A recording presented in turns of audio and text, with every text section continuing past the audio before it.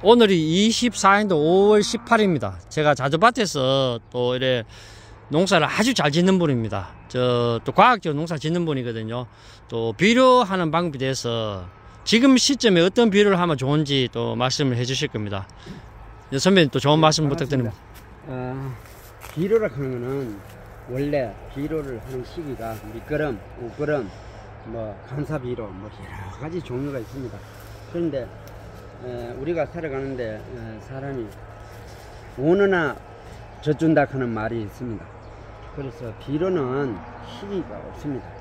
기본적으로 밑거름, 우거름, 덧거름, 감사비료 여러 가지가 있지만 비료는 내 나무가 밭에 이래 살펴봤을 때, 돌아봤을 때 부족하다 싶을 때, 부족한 증상은 어떻게 나타나냐? 잎이 색깔이 진 녹색을 안 띱니다.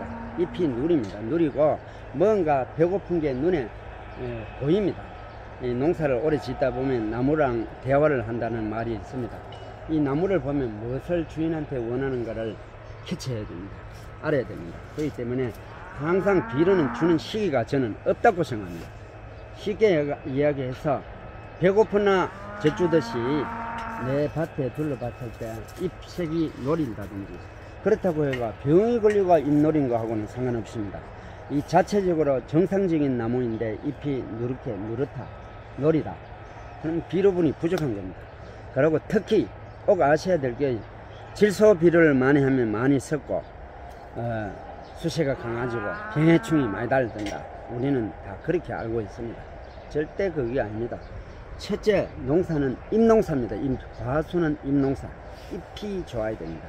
잎이 건전하고 좋아야만이 광합성 작용을 해서 탄수화물을 얻어가 영양분을 열매에 공급시켜 줍니다.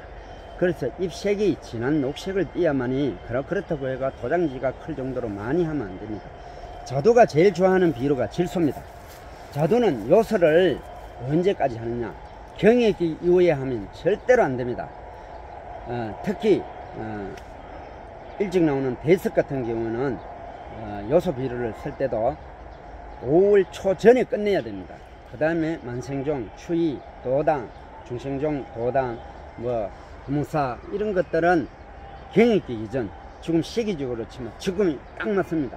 내 밭에 딱 돌아봤을 때 비료분이 부족하다. 요소를 쓰세요. 요소를 경액기 이후에 쓰면은 빨리 물러지고 병해충 그러니까 병이 제피곰팡이병이라든지 병이 많이 달립니다. 경액기 이전에 쓰는 거는 아무 상관없습니다. 세포 분열될 때. 지금은 나무가 어떤 하면 사람으로 치면 아기를 낳는 시기에요. 아기 놓고 난 뒤에 산후조리를 해야 됩니다. 영양분이 부족합니다. 그럼 특히 제일 부족한 게 제일 질소를 좋아하는 것이 자두입니다. 자두는 실내로 어떤 분들은 요소를 갖다 막 허옇게 뿌리는 분도 있습니다.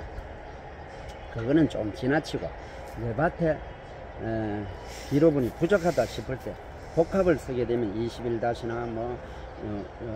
20-나 이런 거 여러 가지 비료 좋은 거 많습니다. 몇만 원짜리도 있지만 그거 다 필요 없습니다. 다 필요 없고 비료를 요소를 갖다 하세요. 하는데 경액기 이후에 하면 절대 안 됩니다. 그걸 유념하시고 비료 하러 간다고 비료 막 하면 나중에 빨리 물러지고 잎색도 좋고 하는 거는 경상 기준의 경액기가 언제쯤 끝나겠어요? 선배님 밭 기준 잡으면요. 6월 그렇게는 5월 말쯤 되면 경액기에 들어갑니다. 5월 말쯤 되면 경액기에는 들어가면 경액기는 바로 됩니다. 지금도 실내로 복숭아 같은 경우에는 털복숭 보면 약간 주름이 잡혀 있을 거예요. 쪼글쪼글 하게 되면 이게 무슨 병인가 싶은데 그게 경액기에 들어가는 시기입니다. 자두는 어떤 증상이 있느냐? 지금은 잘 큽니다. 나중에 경액기에 들어가면 자두가 맹글맹글하게 녹색을 띠면서 땡글합니다. 안 크고 딱 중조합니다. 그게 씨가 연거는 시기입니다. 그러니까 그 점을 아시고. 그러면 요소 줄락 하면 좀 잎이 노린 잎마 그렇다고 내 밭에 잎이 시커먼데도 요소를 준다. 그거는 과용입니다. 내가 비료를 주고 부분 시비 쉽게 해가지고 요즘 기계가 있어가 짊어지고 기계를 하는데 그거를 하지 마시고 손으로 보고 잎이 좀 노리다 그러면 그 요소를 가져가서 살짝 비 오기 전날 그렇게 하시면. 만약에 잎이 좀 어느 정도 봐서 눈으로 봐서 전체 좀 많이 놀았다 같으면 한 포기에 비료를 몇 주먹 정도 하면 되겠어요, 요소를? 자기 알아서 하면 됩니다. 그렇죠. 좀 많이 줘도 되고, 내가 잎이 좀 노리다 싶을 때는 또 방제 방법이 여러 가지 있습니다. 만약에 많이 노리면 한 포기에 한 포기에 한 4옥.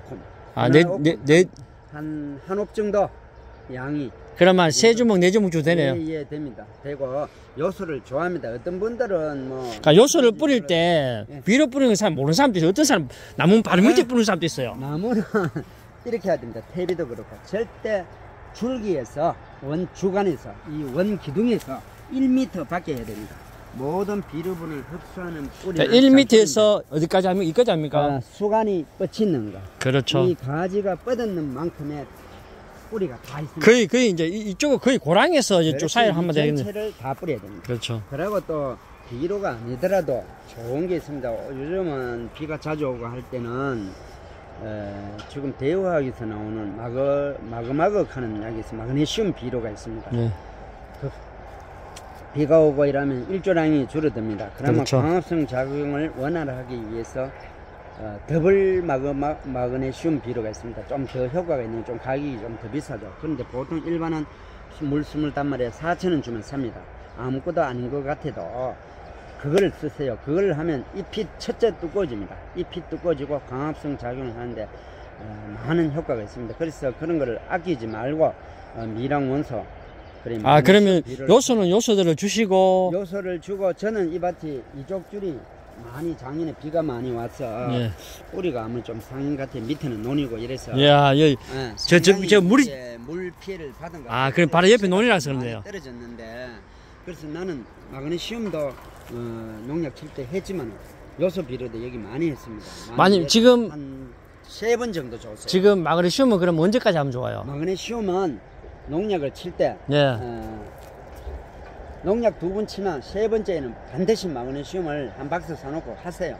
하면 그만한 효과가 있고, 또 마그네슘도 물론 하지만 뭐 제일 빨리 하려면 요소를 물에 녹아 가지고 그러니까 물 한 마리 40g 1kg 20단마리 1kg를 하면 바로 효과는 볼 수 있는데, 그거는 지효성이 없습니다. 바로 효과 나타나니까 안 되고, 마그네슘을 또 하시고, 또 우리가 대우화학에서 나오는, 저는 뭐 대우에 뭐 물 먹는 것도 아니지만 대우화학의 제품을 많이 씁니다. 지금 나르겐 하는 약을 옛날부터 나왔는데 그 약을 한 박스 사가지고 약 할 때마다 썼어요.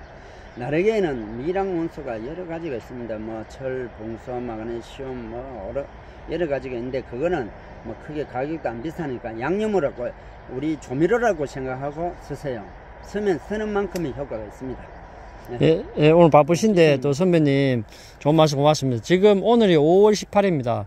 또 자주 농사 짓는 분들 또 나무 수세를 보시면 잎이 새파란 밭도 있지만 같은 밭 안에서도 약간 누런색 잎이 띄는 것도 있거든요. 그런데 요소를 주시면은 또 도움이 많이 된다 하시니까 그 참고하셔가지고 하시고요. 또 마그네슘 자체는 뭐 잘 아시겠지만은 잎을 건강하게 해주거든요. 두껍게 하고요. 그래서 마그네슘 같이 공급해주면 좋습니다. 바쁘신데 고맙습니다.